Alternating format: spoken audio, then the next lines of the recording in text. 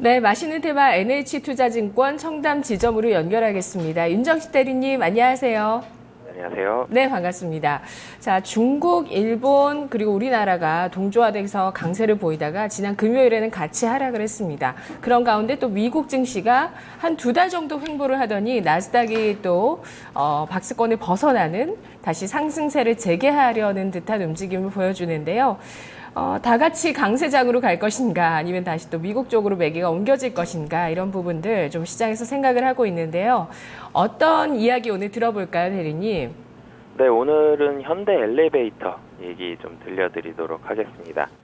현대 엘리베이터라 그러면 사실은 현대그룹, 그러니까 지금 현대그룹 하면은 대부분이 현대차 그룹을 많이 생각을 하게 되는데 사실은 현대그룹이면은 현대건설과 현대엘리베이터 그리고 현대상선이 중심이 됐던 원래 현대그룹의 모태 이 부분을 말을 하는 건데요. 현대건설은 이제 현대차 그룹으로 넘어갔고 이 현대그룹은 현대엘리베이터, 현대상선 사실상은 이 두 회사만 남아있다고 보시면 될 것 같습니다. 지속적으로 문제가 됐던 부분은 현대상선이었고요. 그래서 현대엘리베이터가 이제 지주사 역할을 하는 그런 모습들을 보여주고 있습니다. 현대 엘리베이터의 사업 부분을 조금 설명을 해드리자면 그 회사 명에 나타나 있는 것처럼 엘리베이터 사업을 하고 있습니다. 엘리베이터 시장 국내 점유율 1위 업체이고요. 아무리 많이 떨어져도 40% 이상을 유지를 하고 있고 평균적으로 한 45% 정도 가지고 있는 모습을 보여주고 있습니다. 그림 하나 보여드린다면 국내 승강기 제조 부분, 그러니까 AS를 제외한 제조 부분의 시장 점유율을 보여주고 있는데요. 국내는 3사가 점유하고 있다고 보시면 될 것 같습니다. 현대엘리베이터 그리고 오티스, 티센크로프 이 세 회사가 점유를 하고 있는데 현대엘리베이터의 점유율은 압도적으로 좀 높고요. 오티스와 티센크로프가 일정 부분 가지고는 있는데 이 두 회사 모두 공격적으로 경영이나 마케팅을 벌이는 부분들이 아니라 국내에서는 이 정도의 부분이 어느 정도 유지가 될 것으로 그렇게 보여지고 있습니다. 네, 우리가 타고 있는 엘리베이터들 가운데 많이 있죠, 현대 엘리베이터가. 지금 국내에서 시장 점유율 1위인가요?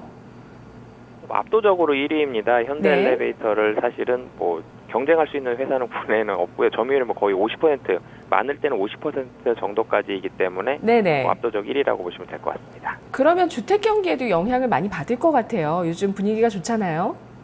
네, 최근 재건축 그리고 신규 분양 모두가 호조를 보여주고 있습니다. 이 부분 당연히 영향을 받고 있고요.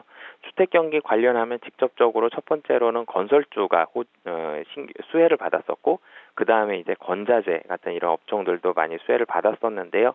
이 엘리베이터 시장은 바로 수혜를 받지는 않습니다. 승강기 시장은 대체적인 통계 자료를 살펴보게 된다면 건설 경기가 올라가고 약 한 1에서 2년 정도 후행하는 모습을 보여주고 있는데요. 그림 또 하나 보여드린다면 국내 승강기 신규 설치 추이와 전망에 대한 그림을 한 가지 또 보여드리도록 하겠습니다. 분명히 2014년과 15년이 2016년보다 더 좋을 걸로 예상이 되는데요. 금년이 거의 건설 경기는 향후 1, 2년 내에는 피크를 찍을 것으로 보여집니다. 하지만 이 승강기 시장은 16년과 17년이 좀 더 많을 것으로 보여지는데 이 부분은 엘리베이터 시장은 1, 2년 정도 후행한다라기 때문에 나타나는 현상이다라고 보시면 될 것 같고요.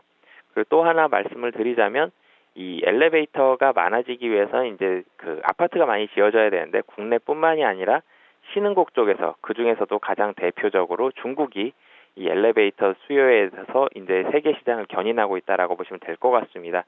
전 세계 신규 엘리베이터 설치의 23% 정도가 중국에서 그렇게 발생을 하고 있고요. 북미와 유럽 쪽은 유지 보수가 되고 있고 신흥국, 그러니까 중국을 중심으로 한 신흥국은 신규 수요가 되고 있다라고 보시면 될 것 같습니다. 중국 시장이 얼마나 큰지를 단편적으로 좀 말씀을 드리자면 2014년도 한 해 동안에 중국의 승강기 설치가 된 양이 52만 8천 기입니다. 근데 국내에 설치되어 있는 모든 승강기를 합치면 52만 7천 기거든요. 그러니까 작년 중국에서 설치된 신규 승강기가 대한민국에 설치되어 있는 모든 승강기보다 더 많다라고 보시면 될 것 같고요. 신규 설치되는 부분도 국내보다 한 15배에서 16배 정도 더 많다라고 보시면 될 것 같습니다. 네, 와, 이렇게 중국의 수치는요, 언제 들어도 놀랍습니다. 엘리베이터에서도 정말 놀라운 수치가 나오고 있네요. 그리고 이런 것들 좀 기억해 두시면 상식으로도 활용을 잘 하실 수 있을 것 같아요. 네, 대화를 하시면서도요. 그렇죠? 중국 같은 경우는 면적 자체가 세계 4위 규모 면적이고요. 인구는 세계 1위입니다. 그만큼 정말 큰 시장이라는 것 엘리베이터에서도 확인을 할 수 있는데요. 그러면 현대 엘리베이터가 중국 법인으로도 실적이 나오고 있나요? 사실은 중국에 진출한 거는 93년도에 진출을 했습니다. 오티스를 제외한 타사보다는 비교적 좀 빨리 진출한 편이긴 한데요. 아직까지 중국에서 가시적인 실적이 나오지는 않고 있고요. 하지만 이 오티스 출신의 중국 책임자를 영입을 하면서 이제 본격적으로 좀 공격적인 마케팅을 펼치고 있어서 금년 정도부터는 중국에서도 어느 정도 실적이 나올 것으로 이렇게 보여지고 있습니다. 중국에 진출한 지 20년이 지났는데 아직 현대엘리베이터 국내 1위 기업임에도 불구하고 중국에서는 가시적인 의미 있는 실적이 나오지 못하고 있는 상황이네요. 자, 그 현대엘리베이터의 리스크를 좀 짚어보죠.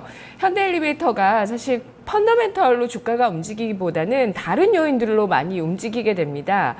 북한 소식이라든지 아무래도 현대그룹에 속해 있다 보니까 현정은 회장이 방북을 했다라든지 아니면 지분에 대한 이슈, 유상증자 이슈 이런 걸로 크게 출렁이죠. 네, 사실은 현대엘리베이터 좀 테마주 성격으로 많이 움직였었습니다. 사실은 실적 관련해서는 꽤 꾸준하게 나오고 있는 모습들이었는데 이 현대상선이 사실은 위기였습니다. 현대상선의 위기, 그러니까 지분에 대한 그런 경쟁들이 있었기 때문에 4차례 유상증자를 했는데요. 2011년도에서 14년도까지 4번의 유상증자로 발행 주식수가 713만 주에서 1963만 주로 대폭 증가를 하게 됩니다. 이 지분에 있어서 매입한 지분의 상대방 수익에 대한 보전을 통해서 사실은 지분율을 유지하려고 했고요. 이 파생 상품 때문에 굉장히 큰 손실을 보게 됐는데요. 2008년도부터 2013년도까지 총 6,778억 원의 그런 손실이 발생을 했습니다. 하지만 파생 상품 계약의 95.9%는 이미 정산이 됐고요. 남은 4.1%도 5월에 모두 종료가 될 것으로 보여지기 때문에 이 파생 상품에 대한 리스크는 어느 정도 해소되었다라고 보여지고요. 그리고 현대상선도 이제는 흑자로 턴어라운드가 되기 때문에 이 부분에 대한 문제도 이 파생 상품, 그러니까 금융 관련한, 지분 관련한 부분들은 모두 다 해소되었다라고 보시면 될 것 같습니다. 네.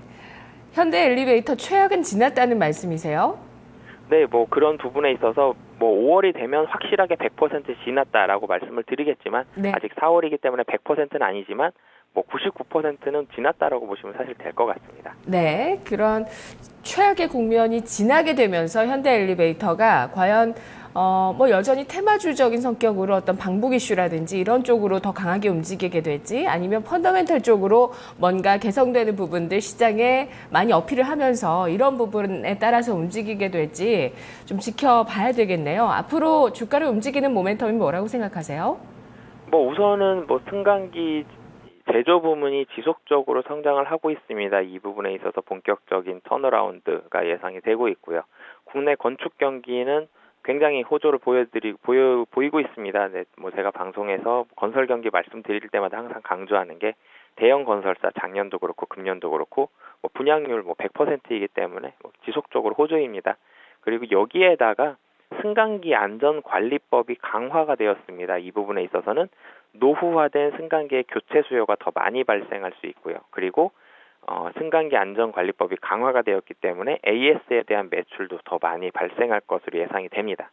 그리고 신도시들, 그러니까 우리들이 흔히 생각하는 분당이라든지 평촌 이런 신도시들이 90년대에 많이 지어졌는데 20년이 넘게 지났기 때문에 승강기의 노후화로 리모델링도 많이 이루어지고 있고 재건축도 많이 이루어지고 있기 때문에 이 부분에 있어서의 신규 수주도 증가를 하고 있습니다. 이어서 말씀을 해드리자면 결말까지 제조 부분과 AS 부분 결론적으로는 이 사업에 현대엘리베이터는 두 파트라고 보시면 될 것 같은데 제조 부분, AS 부분 동반으로 성장을 하고 있습니다. 그렇기 때문에 본연의 사업은 지속적으로 올라가고 있다라고 보시면 될 것 같고요. 그리고 현대상선의 턴어라운드로 재무구조가 개선이 되었기 때문에 사실은 현대엘리베이터는 본연의 가치보다 훨씬 많이 디스카운트가 되어 있었습니다. 바로 이 현대상선 때문이었는데 이 부분에 대한 디스카운트 요인들이 해소됐다라고 보시면 될 것 같고요. 그리고 사실은 중국에서는 아직 가시적인 성과가 나오진 않았지만 오티스 출신의 중국 책임자를 영입을 하면서 공격적으로 마케팅에 나서고 있습니다. 참고로 말씀드리자면 중국에 가장 먼저 진출한 업체는 오티스인데요. 이 오티스는 1902년도에 중국에 진출했습니다. 그만큼 중국에 있어서는 굉장히 강한 그런 경쟁력을 가지고 있다라고 보시면 될 것 같은데요.